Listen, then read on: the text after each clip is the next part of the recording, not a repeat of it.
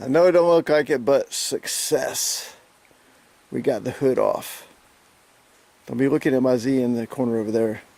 Yes, it's a TT, but don't look at it. Anyways, we got the hood off. So next up is getting the AC condenser off, getting the radiator drained, getting the reservoir off right here for the pump, getting all the brackets up top off, and getting this bumper off here so the way the engine can pretty much just come forward. So I'm not looking forward to getting this heavy radiator out here. This is going to be a freaking nightmare.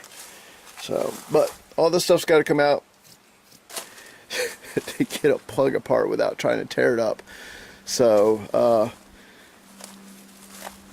I have some ideas how I'm going to fix this. I can either possibly try to 3D print a new one, which I'm not the best G-code writer, so I'm not sure on that. Or I might just have to kind of clean this up.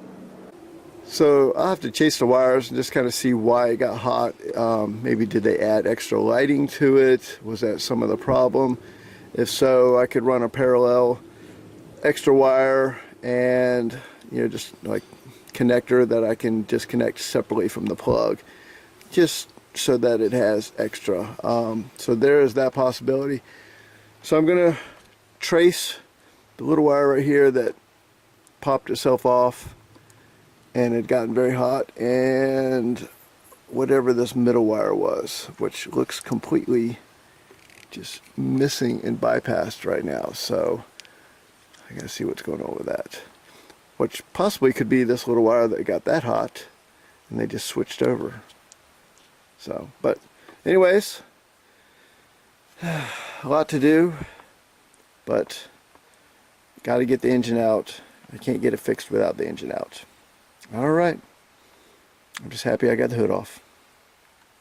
Off to the next step.